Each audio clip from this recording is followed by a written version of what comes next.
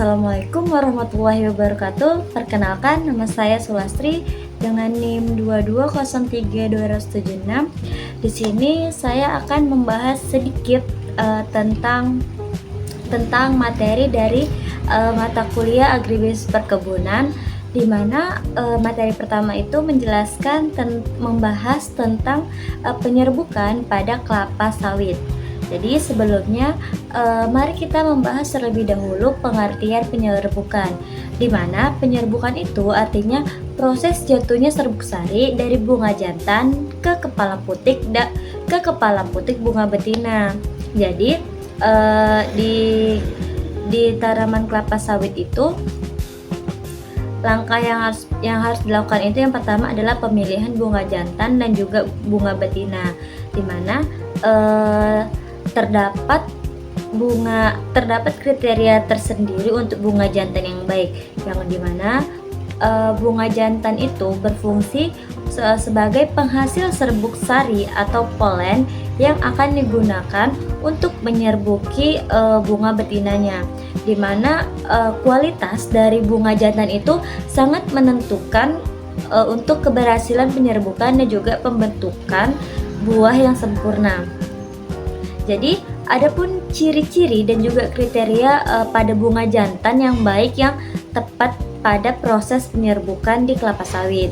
Yang pertama itu produksi serbuk sarinya itu melimpah, di mana dia dapat menghasilkan serbuk sari dalam jumlah banyak dan juga mudah lepas dari antera, di mana antera itu artinya kantong serbuk sari. Kemudian ada serbuk sari harus kering, halus, dan juga ringan agar mudah terbawa angin atau kumbang penyerbuk, atau di bahasa latinnya itu Elaedabius cameronicus. Kemudian ada viabilitas atau daya hidup dari serbuk sari yang tinggi, di mana jika serbuk sari itu memiliki viabilitas yang tinggi, artinya itu masih mampu melakukan pembuahan dalam waktu tertentu. Biasanya itu sekitar 2-3 hari setelah dilepaskan. Kemudian serbuk sari tidak rusak karena kelembapan atau suhu ekstra. Kemudian ada juga bentuk bunga sempurna dan padat, di mana susunan bunga dalam tandan itu padat dan juga seragam, tidak jarang ataupun tidak rusak. Itulah kriteria dari bunga jantan. Kemudian ada juga warna bunga itu biasanya kekuningan hingga coklat muda saat matang.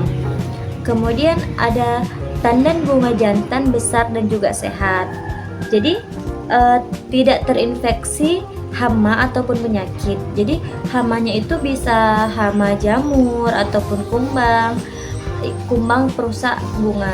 Kemudian tidak ada tanda-tanda busuk, hitam ataupun layu pada bagian tangkai bunganya. Kemudian ada sinkronisasi waktu mekar, di mana waktu keluarnya bunga jantan itu harus sinkron dengan periode bunga betina yang reseptif. Reseptif itu artinya siap diserbuki. Kemudian agar penyerbukannya itu bisa terjadi secara maksimal seperti itu.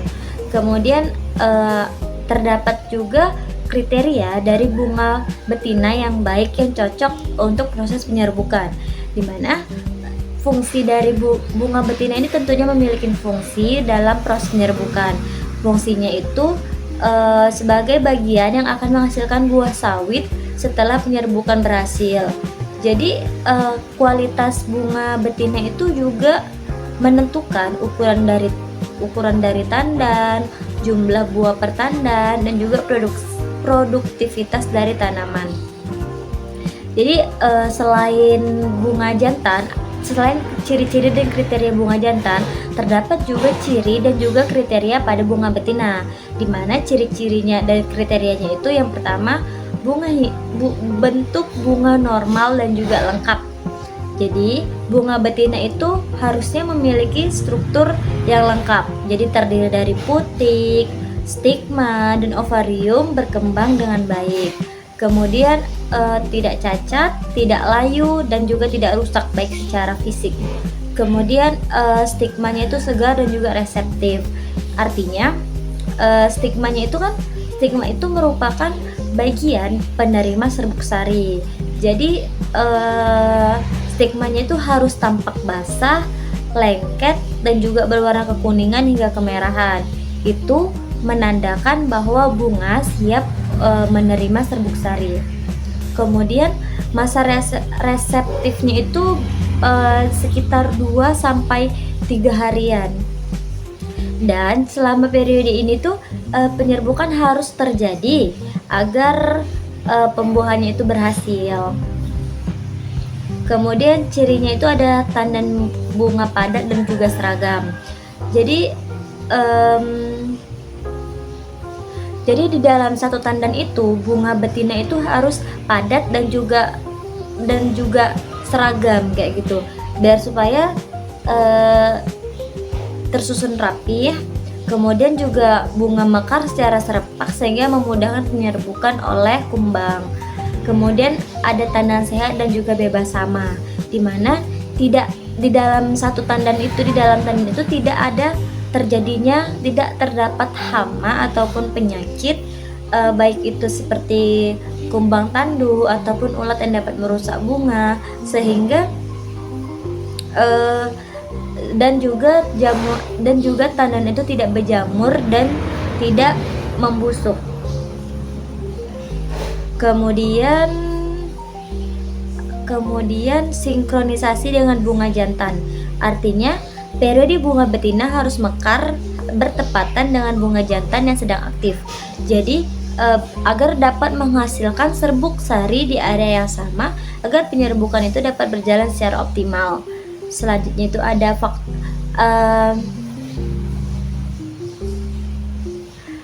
Selanjutnya mari kita membahas tentang faktor-faktor yang mempengaruhi penyerbukan dari kualitas bunga jantan dan bunga betina, di mana terdapat beberapa faktor, yaitu ada faktor lingkungan dan juga faktor agronomi yang dapat mempengaruhi dari pembentukan dan kualitas dari bunga kelapa sawit. Yang pertama yaitu keseimbangan nutrisi, terutama pada NPK dan juga boron. Jadi kualitas bunga jantan ataupun bunga betina itu tentu saja dipengaruhi oleh keseimbangan nutrisi yang diberikan pada proses penyerbukan. Kemudian jika terjadi kekurangan unsur nutrisi tersebut, maka dapat menyebabkan sterilisasi atau deformasi bunga. Kemudian ada kondisi air dan juga iklim. Tentu itu sangat mempengaruhi dalam kualitas bunga jantan dan bunga betina, karena jika terjadi kekeringan yang panjang itu dapat menyebabkan tanaman lebih banyak menghasilkan bunga jantannya, sedangkan dalam kondisi lembab itu cenderung meningkatkan bunga betinanya. Sedangkan kalau dalam proses penyerbukan itu kan harus sama gitu ya jumlahnya, tidak boleh kebanyakan ataupun kekurangan. Kemudian ada kesehatan tanaman.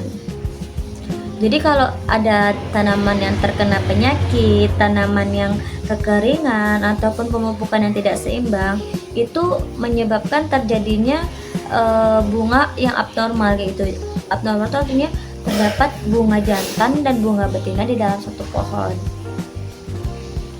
Kemudian ada umur tanaman, di mana tanaman muda itu berkisar 3-6 tahun. Kemudian biasanya pada tanaman muda itu cenderung menghasilkan lebih banyak bunga jantan. Sementara pada umur 8-15 tahun itu termasuk ke dalam umur produktif, itu di mana membuat bunga betina itu meningkat.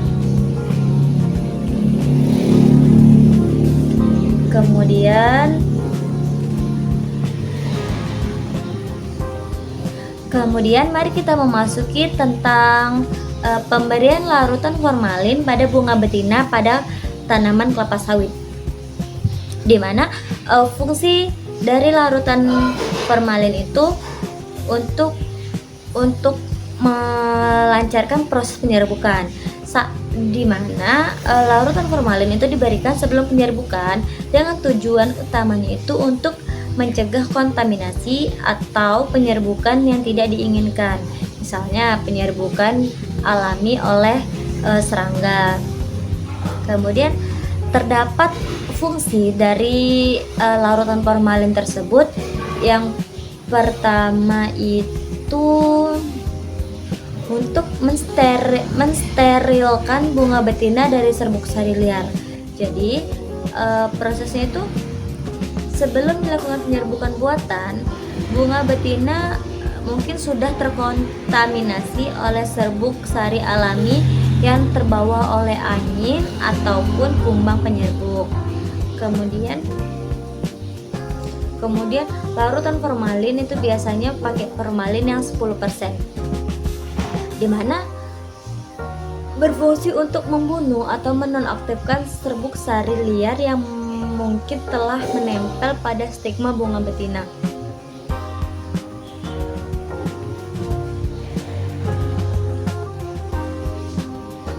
Kemudian setelah melakukan pensterilan itu tadi, itu dapat hanya tersisa serbuk sari yang diinginkan saja. Jadi tidak ada serbuk sari yang menempel lainnya setelah disterilkan. Itulah tujuannya. Kemudian mencegah infeksi dari jamur dan juga bakteri. Jadi formalin itu biasanya bersifat antiseptik kan. Nah, jadi karena dia bersifat antiseptik dan juga fungisida ringan, jadi dari formalin itu dapat mencegah terjadinya infeksi dan juga jamur. Cegah dari jamur dan juga bakteri. Kemudian saat bunga betina dibungkus atau diisolasi selama proses penyerbukan buatan, kelembapan itu bisa saja memicu dari pertumbuhan jamur dan juga bakteri. Kemudian dilakukan penyemprotan larutan formalin untuk mencegah pertumbuhan mikroorganisme yang bisa merusak struktur bunga ataupun menurunkan visitibilitas dari stigma tersebut. Fungsi yang selanjutnya itu menjaga sterilisasi selama masa isolasi. Jadi itu dalam proses penyerbukan buatan, bunga betina itu biasanya itu dibungkus di kantong plastik atau juga kain kasa yang steril agar tidak terserbuk oleh serbuk sari liar yang terbawa oleh angin. Kemudian ada larutan formalin yang disampurkan pada bagian dalam kantong atau area sekitar bunga untuk menjaga lingkungan tetap steril. Jadi fungsi dari larutan formalin itu untuk membantu melancarkan proses penyerbukan kayak gitu, untuk melakukan sterilisasi, untuk mencegah dari infeksi jamur dan juga bakteri seperti itu. Selanjutnya yaitu tahap pemberian insektisida, di mana insektisida itu memberikan manfaat atau fungsi mencegah tujuan pemberian insektisida pada bunga dan bunga betina sebelum penyerbukan buatan. Yang pertama itu ada mencegah penyerbukan alami oleh serangga liar. Jadi dengan memberikan insektisida itu membuat serangga-serangga yang tidak dibutuhkan dalam proses penyerbukan itu pergi seperti itu. Dimana di alam penyerbukan kelapa sawit dilakukan oleh kumbang penyerbuk. Namun dalam penyerbukan buatan, penyerbukan alami justru tidak diinginkan. Jadi tidak dibutuhkan kumbang penyerbuk itu tadi. Karena dengan adanya kumbang penyerbuk itu bisa mengacaukan hasil persilangan. Karena kan ini mau dilakukan penyerbukan buatan. Jadi dengan adanya insektisida itu disemprotkan untuk membunuh atau mengusir serangga penyerbuk alami di sekitar bunga betina agar penyerbukan hanya terjadi dari serbuk sari yang diberikan secara buatan. Selanjutnya tujuan yang kedua itu untuk menjaga bunga dari serangan hama kecil. Jadi selain dari serangan kumbang penyerbuk tadi, serangga kecil lain itu juga bisa disingkirkan itu. Contohnya itu ada semut, thrips, ataupun tungai yang dapat merusak stigma bunga betina atau membawa serbuk sari asing. Kemudian penyemprotan insektisida ringan membantu mencegah serangan atau gangguan hama kecil dalam periode isolasi bunga atau saat bunga dibungkus. Fungsi yang ketiga itu untuk melindungi lingkungan steril di dalam kantong isolasi. Jadi dalam penyerbukan buatan, bunga betina itu kan dibungkus. Jadi biasanya itu menggunakan plastik transparan ataupun kain kasa halus.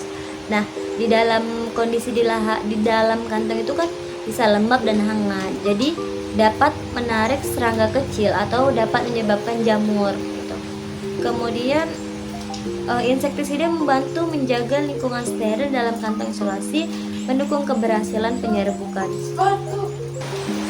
Langkah selanjutnya dalam proses penyerbukan yaitu pemasangan polyper bag pada bunga betina. Jadi terdapat beberapa tujuan nih terkait pemasangan dari polyper bag pada bunga betina. Dimana tujuannya itu yang pertama untuk mengisolasi bunga betina dari penyerbukan alami.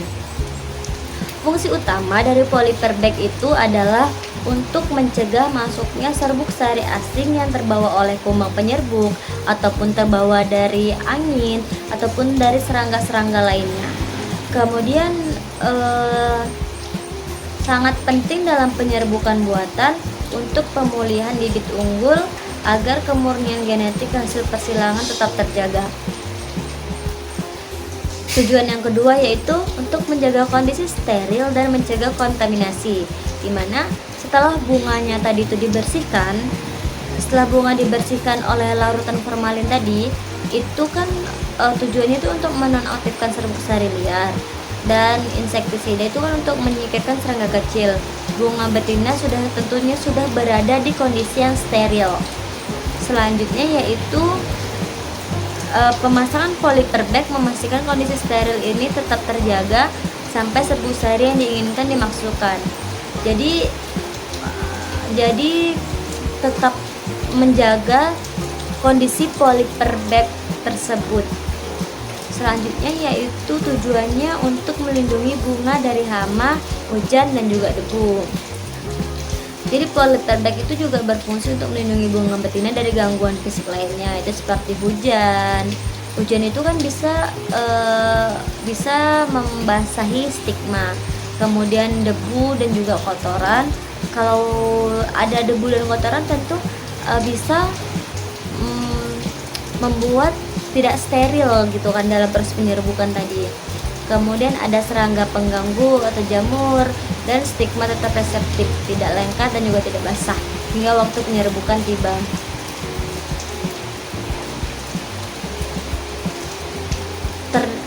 Terdapat karakteristik dan juga spesifikasi dari polyper bag yang baik, di mana kantong isolasi atau pollination bag dibuat khusus agar tahan terhadap cuaca dan juga tidak merusak bunga. Yang pertama itu ada aspeknya itu kriteria polyper bag yang baik, kemudian bahannya itu ada plastik transparan atau polyethylene atau kain kasa sintetis yang kuat, tahan air dan juga tidak mudah robek. Ukurannya itu dengan lebar kurang lebih 30-40 cm dan juga panjangnya itu kurang lebih 60-80 cm. Jadi itu tergantung dari ukuran tandan bunganya. Kemudian ventilasi udaranya itu dilengkapi dengan lubang-lubang kecil atau kasa di sisi atas atau sirkulasi udara untuk sirkulasi udara dan mencegah kelembapan berlebih. Kelembapan dalam kantong plastiknya itu tidak menetes air kondensasi. Jadi biar supaya tidak terlalu lembab agar tidak memicu jamur. Kemudian transparansi membuka kantong. Jadi itu cukup bening agar memudahkan pengamatan dari luar tanpa membuka kantong tersebut. Jadi teman-teman, untuk pemasangan polyper bag itu tidak sesuka hati kayak gitu. Terdapat waktu dan juga cara-caranya yang tepat untuk dalam proses pemasangan ke polyper bag. Dimana langkah-langkahnya itu yang pertama, identifikasi bunga betina reseptif. Ya, biasanya itu ada bunga betina siap dibungkus saat stigmanya tampak basah, mengkilap dan lengket. Kemudian biasanya itu terjadi 1-2 hari sebelum penyerbukan buatan dilakukan.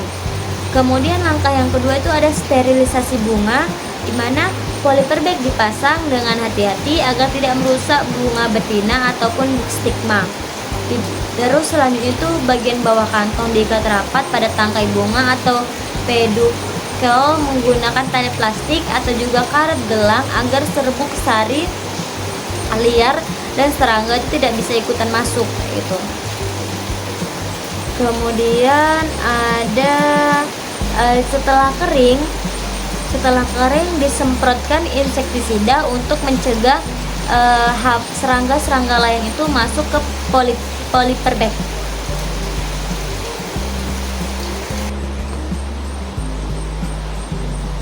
Langkah selanjutnya yaitu pemasangan polyper bag, di mana polyper bag itu dipasang hati-hati supaya tidak merusak bunga betina ataupun stigma. Kemudian pada bagian bawah kantongnya itu diikat rapat pada tangkai bunga atau peduncle menggunakan tali plastik ataupun karet gelang agar serbuk sari liar dan serangga itu tidak bisa masuk.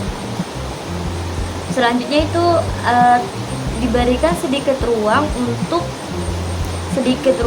agar udara dalam kantong itu bisa keluar, jadi tidak lembab berlebihan di dalam kantong tersebut. Langkah selanjutnya penyimpanan sementara sebelum penyerbukan. Jadi bunga betina itu dibiarkan terisolasi selama 2-3 hari sampai waktu penyerbukan buatan itu dilakukan dengan serbuk sari yang diinginkan. Dalam proses penyerbukan itu tadi selanjutnya itu ada pemberian racun atau rodentisida, di mana tujuan dari pemberian racun ini untuk mencegah gangguan pada hewan, terutama pada tikus. Kemudian menjaga sterilisasi dan keutuhan dari polyper bag, mengurangi populasi tikus di blok penelitian atau area pada area pemulihan. Jadi untuk mencegah gangguan hewan terutama pada tikus itu, setelah bunga betina dibungkus dengan polyper bag, aroma manis dari bunga sawit karena terdapat kadar atau nektarnya tinggi sehingga sangat menarik perhatian dari tikus, tupai ataupun hewan kecil lainnya. Tikus itu sering menggigit atau merobek polyper bag karena mengira isinya itu makanan, karena tadi kan manis gitu kan. Jadi dianya menarik perhatian dari si tikus tadi, jadi dia mau merobek si polyper bag. Akibatnya itu dapat merusak polyper bag sehingga bunga betina terkontaminasi dengan serbuk sari liar, dan juga bunga jadi rusak sehingga mengakibatkan penyerbukan gagal. Itu tujuan yang kedua itu ada menjaga sterilisasi dan keutuhan dari polyper bag. Jika polyper bag rusak oleh gigitan hewan, seluruh tujuan dari penyerbukan terkendali bisa gagal karena serbuk sarinya itu sudah masuk, serbuk sari luarnya itu masuk, kemudian serangga atau kelelawar kecil itu membawa polen dari luar, sehingga menyebabkan penggunaan rodentisida itu membantu menjaga lingkungan sekitar pohon tetap aman dari gangguan fauna liar selama proses penyerbukan berlangsung. Biasanya itu sekitar 5-7 hari. Kemudian tujuannya itu untuk mengurangi populasi tikus di blok penelitian atau area pemulihan. Karena di area perkebunan penelitian ini dan pembibitan itu populasi tikusnya itu sering lebih tinggi karena adanya sumber makanan dari bunga dan buah muda. Area kebun biasanya lebih tenang dan juga lebih lembab.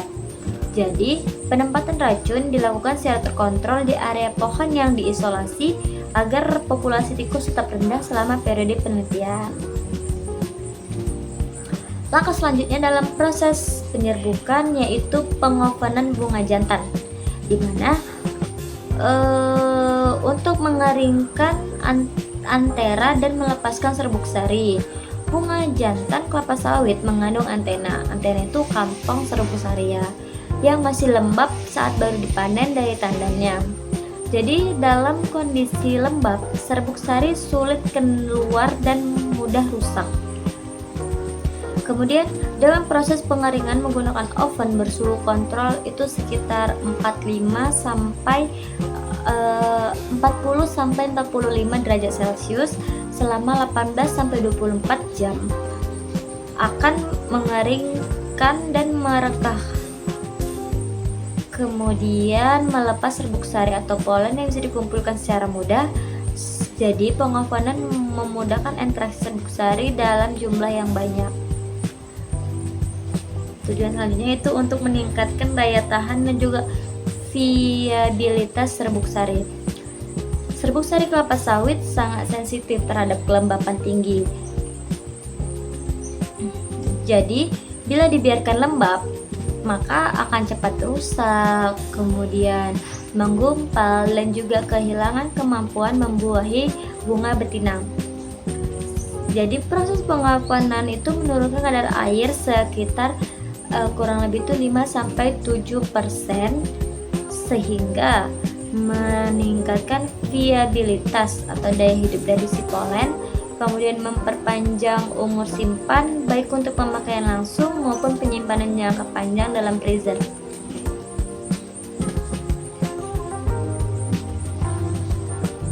Tujuan selanjutnya yaitu untuk menjaga serbuk sari agar tetap steril.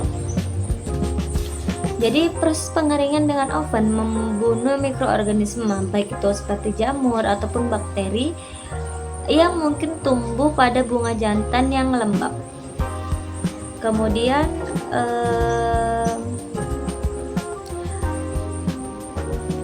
pemberian racun ini penting itu karena serbuk sari yang terkontaminasi jamur bisa merusak stigma bunga betina serta mengurangi keberhasilan pembuahan.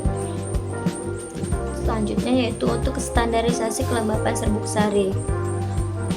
Jadi teman-teman, di lapangan itu kelembapan udara itu sangat bervariasi tergantung cuaca. Kalau misalnya musim hujan kelembapannya tinggi, kalau musim kemarau kelembapannya itu tidak terlalu tinggi kayak gitu kan. Jadi dengan adanya oven itu untuk mengendalikan suhu agar supaya stabil, sehingga semua dari sampel-sampel serbuk sarinya itu dikeringkan secara seragam sehingga tidak ada polen yang terlalu kering atau mati dan juga tidak ada polen yang terlalu lembab sehingga tidak terjadi penggumpalan. Hal ini penting untuk penelitian atau pemulihan tanaman yang membutuhkan hasil yang konsisten.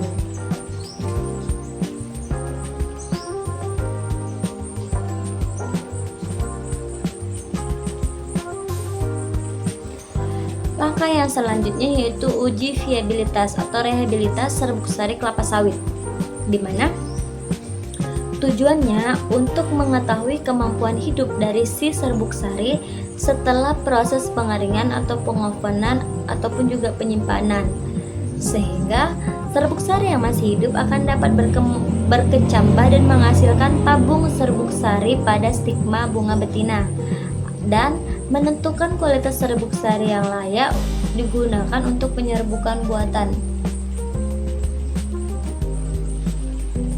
Kemudian sehingga hanya polen dengan viabilitas tinggi sekitar 60-70% yang direkomendasikan untuk digunakan. Kemudian untuk mengukur efek perlakuan suhu oven, lama penyimpanan dan juga kelembapan yang pada daya hidup polen, sehingga sangat penting untuk menentukan prosedur standar di laboratorium atau juga kebun penelitian. Langkah selanjutnya yaitu ada polinasi. Jadi polinasi itu adalah proses pindahnya serbuk sari atau polen dari bunga jantan ke stigma bunga betina, sehingga terjadi pembuahan atau fertilisasi yang akan menghasilkan buah dan juga biji. Pada kelapa sawit, penyerbukan menjadi sangat penting. Mengapa? Karena buah hanya terbentuk jika penyerbukan berhasil, dan juga produktivitas dari TBS atau panen buah segar itu sangat tergantung pada tingkat keberhasilan dari polinasi. Kemudian jenis polinasi yang dipakai pada tanaman kelapa sawit.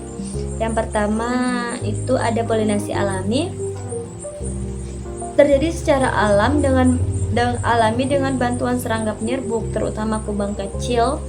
Kemudian kumbang ini tertarik terhadap bau bunga jantan, dan ketika berpindah ke bunga betina yang reseptif, serbuk sari menempel di stigma, maka terjadilah pembuahan. Jadi ciri-ciri dari polinasi alami ini itu tidak terjadi di kebun produktivitas biasa, tidak dikontrol oleh manusia, dan efisiensi jika populasi kumbang tinggi dan cuaca mendukung, tidak hujan deras saat bunganya itu sedang responsif. Kelebihannya itu biaya rendah, alami, efisien di kondisi normal. Sedangkan selain ada kelebihan, tentu terdapat kekurangan. Jadi kekurangan dari polinasi alami itu tidak bisa menjadi kemurnian genetik, karena polen bisa datang dari pohon mana saja. Kemudian dipengaruhi oleh cuaca, hama, dan juga populasi kumbang. Ada juga polinasi buatan. Polinasi buatan itu artinya dilakukan secara manual oleh manusia untuk tujuan pemulihan pada produksi benih unggul, serta tujuannya itu untuk penyerbukan terjadi antara induk jantan dan betina yang diinginkan. Langkah-langkahnya itu ada pemilihan bunga betina dan jantan yang matang, sterilisasi bunga betina dengan formalin dan insektisida untuk mencegah kontaminasi, pemasangan poliper, persiapan serbuk sari jantan. Pertama dikeringkan dulu di oven, baru diuji viabilitasnya, kemudian pemberian serbuk sari atau polinasi buatan ke dalam polyper bag bunga betina, kemudian penutupan kembali polyper bag selama 5-7 hari untuk memastikan pembuahan tersebut terjadi. Selanjutnya pelepasan polyper bag dan pelabelan, mencatat kode induk, tanggal, dan juga lain-lain. Tentu dari polinasi buatan ini terdapat kelebihan dan kekurangan, di mana untuk kelebihannya sendiri itu hasil persilangan terjamin kemurniannya. Kemudian dapat dikontrol kontaminasi genetik antara induk jantan dan juga betina. Kemudian cocok untuk riset dan juga produksi benih unggul. Dan terdapat juga kekurangan dari polinasi buatan ini, dimana kekurangannya itu biaya dan tenaga tinggi, prosesnya rumit, butuh ketelitian tinggi, serta hanya dilakukan pada pohon-pohon terpilih. Jadi, pembentukan dan perkembangan buah saat fertilasi bunga betina akan mengalami perubahan morfologi yang menandakan bahwa polinasi tersebut berhasil, dimana waktunya itu pada waktu 1-2 minggu stigma mulai menutup, warna bunga berubah dari warna kuning menjadi coklat muda, aroma bunganya juga hilang. Kemudian umur 3-4 minggu tangkai bunga menebal dan mulai membentuk bakal tandan kecil.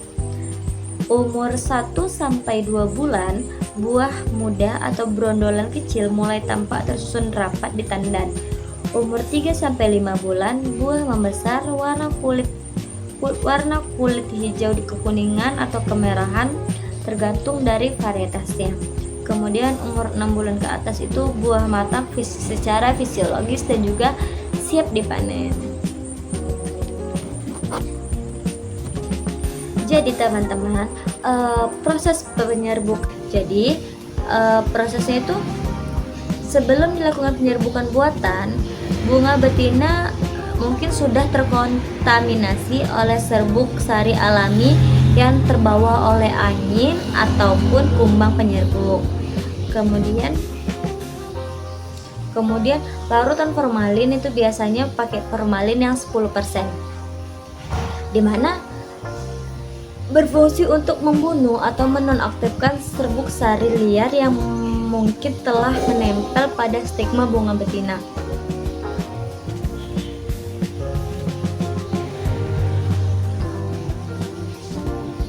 Kemudian jadi setelah melakukan pensterilan itu tadi, itu dapat hanya tersisa serbuk sari yang diinginkan saja. Jadi tidak ada serbuk sari yang menempel lainnya setelah disterilkan. Itulah tujuannya. Kemudian mencegah infeksi dari jamur dan juga bakteri. Jadi formalin itu biasanya bersifat antiseptik kan. Nah, jadi karena dia bersifat antiseptik dan juga fungisida ringan, jadi dari formalin itu dapat mencegah terjadinya infeksi dan juga jamur. Dari infeksi jamur dan juga bakteri. Kemudian saat bunga betina dibungkus atau diisolasi selama proses penyerbukan buatan, kelembapan itu bisa saja memicu dari pertumbuhan jamur dan juga bakteri. Kemudian dilakukan penyemprotan larutan formalin untuk mencegah pertumbuhan mikroorganisme yang bisa merusak struktur bunga ataupun menurunkan visitibilitas dari stigma tersebut. Fungsi yang selanjutnya itu menjaga sterilisasi selama masa isolasi. Jadi itu dalam proses penyerbukan buatan, bunga betina itu biasanya itu dibungkus di kantong plastik atau juga kain kasa yang steril agar tidak terserbuk oleh serbuk sari liar yang terbawa oleh angin. Kemudian ada larutan formalin yang disemprotkan pada bagian dalam kantong atau area sekitar bunga untuk menjaga lingkungan tetap steril. Jadi fungsi dari larutan formalin itu untuk membantu melancarkan proses penyerbukan kayak gitu, untuk melakukan sterilisasi, untuk mencegah dari infeksi jamur dan juga bakteri seperti itu. Selanjutnya yaitu tahap pemberian insektisida, di mana insektisida itu memberikan manfaat atau fungsi mencegah tujuan pemberian insektisida pada bunga dan bunga betina sebelum penyerbukan buatan. Yang pertama itu ada mencegah penyerbukan alami oleh serangga liar. Jadi dengan memberikan insektisida itu membuat serangga-serangga yang tidak dibutuhkan dalam proses penyerbukan itu pergi seperti itu. Dimana di alam penyerbukan kelapa sawit dilakukan oleh kumbang penyerbuk. Namun dalam penyerbukan buatan, penyerbukan alami justru tidak diinginkan. Jadi tidak dibutuhkan kumbang penyerbuk itu tadi. Karena dengan adanya kumbang penyerbuk itu bisa mengacaukan hasil persilangan. Karena kan ini mau dilakukan penyerbukan buatan. Jadi dengan adanya insektisida itu disemprotkan untuk membunuh atau mengusir serangga penyerbuk alami di sekitar bunga betina agar penyerbukan hanya terjadi dari serbuk sari yang diberikan secara buatan. Selanjutnya tujuan yang kedua itu untuk menjaga bunga dari serangan hama kecil. Jadi selain dari serangan kumbang penyerbuk tadi, serangga kecil lain itu juga bisa disingkirkan itu. Contohnya itu ada semut, trips ataupun tungai yang dapat merusak stigma bunga betina atau membawa serbuk sari asing. Kemudian penyemprotan insektisida ringan membantu mencegah serangan atau gangguan hama kecil dalam periode isolasi bunga atau saat bunga dibungkus. Fungsi yang ketiga itu untuk melindungi lingkungan steril di dalam kantong isolasi. Jadi dalam penyerbukan buatan, bunga betina itu kan dibungkus. Jadi biasanya itu menggunakan plastik transparan ataupun kain kasa halus. Nah, di dalam kondisi di dalam kantong itu kan bisa lembab dan hangat. Jadi dapat menarik serangga kecil atau dapat menyebabkan jamur gitu. Kemudian insektisida membantu menjaga lingkungan steril dalam kantong isolasi, mendukung keberhasilan penyerbukan. Langkah selanjutnya dalam proses penyerbukan yaitu pemasangan polyper bag pada bunga betina. Jadi terdapat beberapa tujuan nih terkait pemasangan dari polyper bag pada bunga betina. Dimana tujuannya itu yang pertama untuk mengisolasi bunga betina dari penyerbukan alami. Fungsi utama dari polyper bag itu adalah untuk mencegah masuknya serbuk sari asing yang terbawa oleh kumbang penyerbuk ataupun terbawa dari angin ataupun dari serangga-serangga lainnya. Kemudian sangat penting dalam penyerbukan buatan untuk pemulihan bibit unggul agar kemurnian genetik hasil persilangan tetap terjaga. Tujuan yang kedua yaitu untuk menjaga kondisi steril dan mencegah kontaminasi, dimana setelah bunganya tadi itu dibersihkan, setelah bunga dibersihkan oleh larutan formalin tadi, itu kan tujuannya itu untuk menonaktifkan serbuk sari liar, dan insektisida itu kan untuk menyingkirkan serangga kecil. Bunga betina tentunya sudah berada di kondisi yang steril.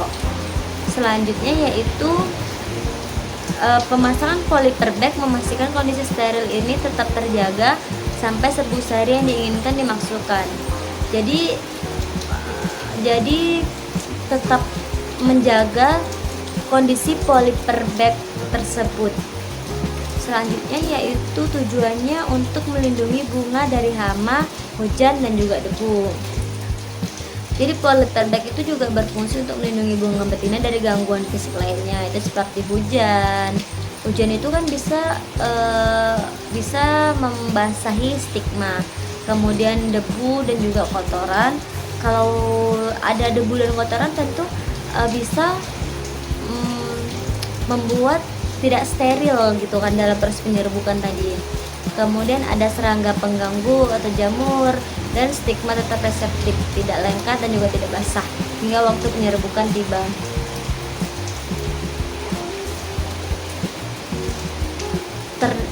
Terdapat karakteristik dan juga spesifikasi dari polyper bag yang baik, di mana kantong isolasi atau pollination bag dibuat khusus agar tahan terhadap cuaca dan juga tidak merusak bunga. Yang pertama itu ada aspeknya itu kriteria polyper bag yang baik, kemudian bahannya itu ada plastik transparan atau polyethylene atau kain kasa sintetis yang kuat, tahan air dan juga tidak mudah robek.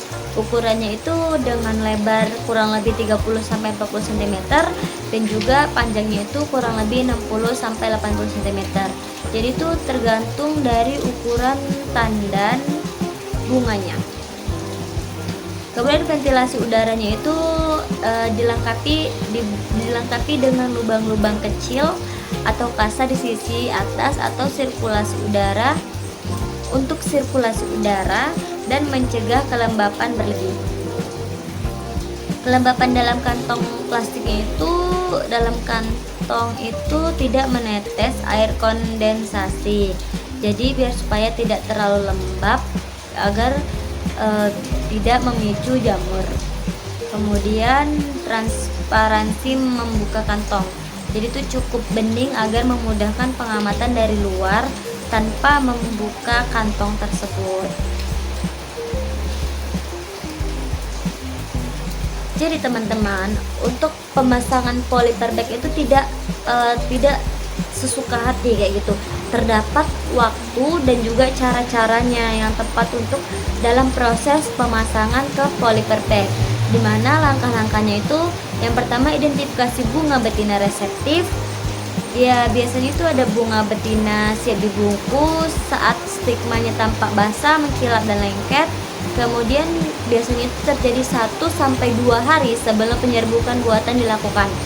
Kemudian langkah yang kedua itu ada sterilisasi bunga, di mana polyper bag dipasang dengan hati-hati agar tidak merusak bunga betina ataupun stigma. Terus selanjutnya itu bagian bawah kantong diikat rapat pada tangkai bunga atau peduncle menggunakan tali plastik atau juga karet gelang agar serbuk sari liar dan serangga itu tidak bisa ikutan masuk gitu. Kemudian ada setelah kering disemprotkan insektisida untuk mencegah serangga-serangga lain itu masuk ke polyper bag.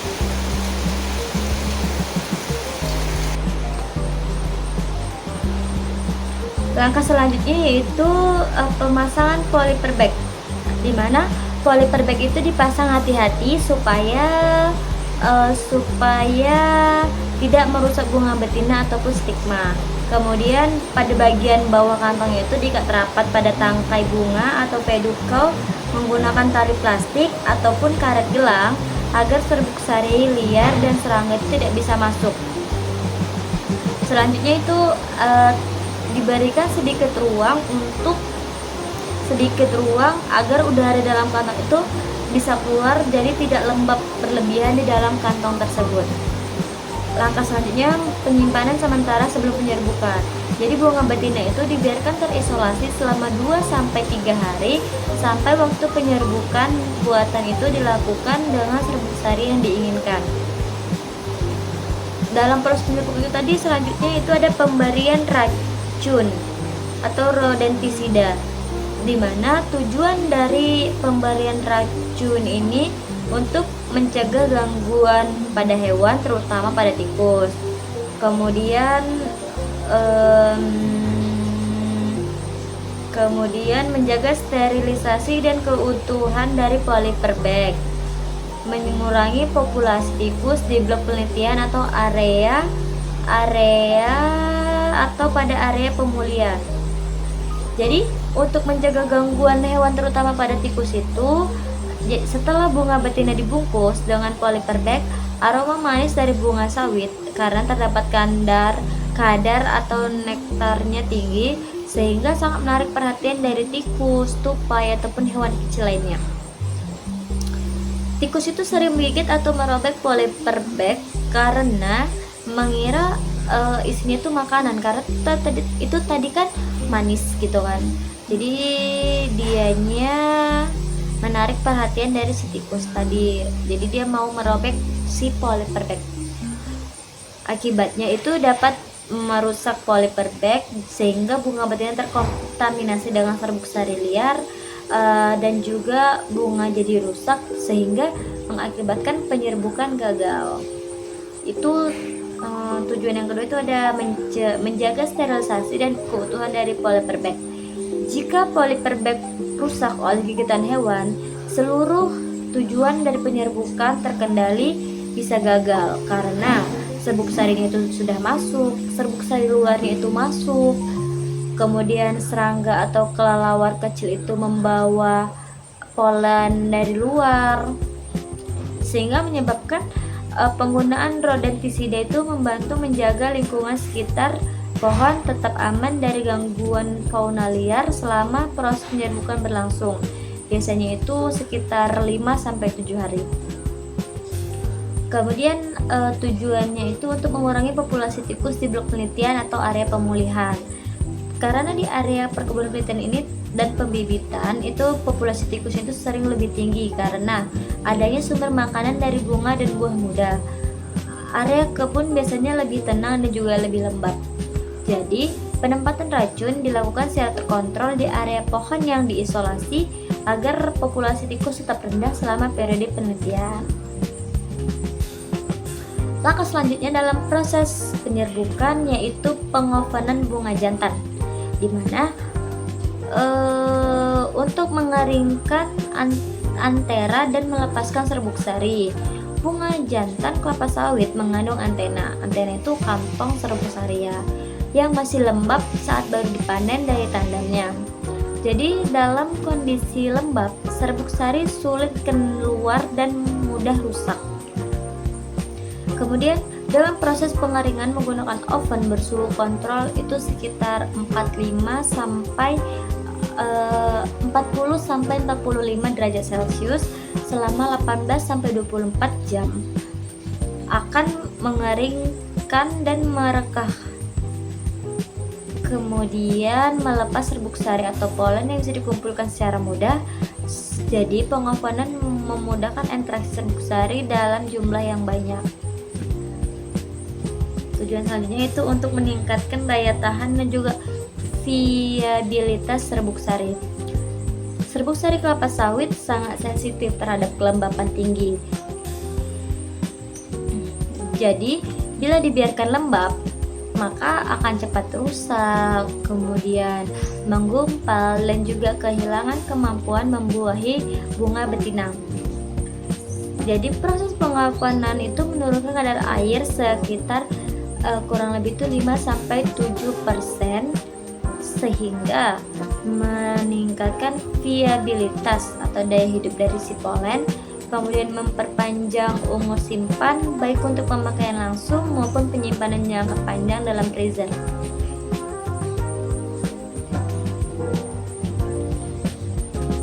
Tujuan selanjutnya yaitu untuk menjaga serbuk sari agar tetap steril. Jadi proses pengeringan dengan oven membunuh mikroorganisme baik itu seperti jamur ataupun bakteri yang mungkin tumbuh pada bunga jantan yang lembab. Kemudian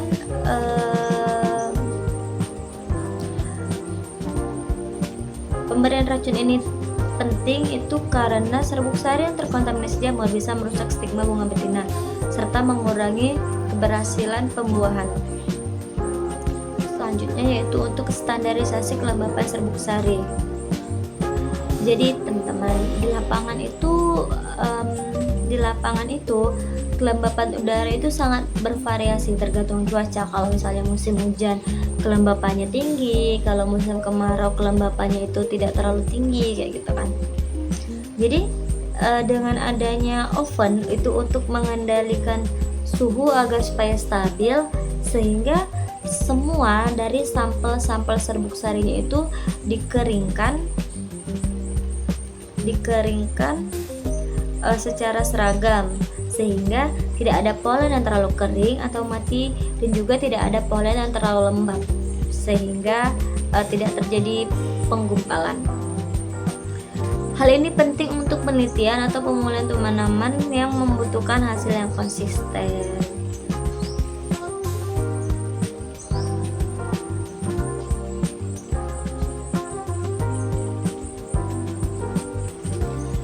Langkah yang selanjutnya yaitu uji viabilitas atau rehabilitas serbuk sari kelapa sawit, di mana tujuannya untuk mengetahui kemampuan hidup dari si serbuk sari setelah proses pengeringan atau pengovenan ataupun juga penyimpanan, sehingga serbuk sari yang masih hidup akan dapat berkecambah dan menghasilkan tabung serbuk sari pada stigma bunga betina dan menentukan kualitas serbuk sari yang layak digunakan untuk penyerbukan buatan.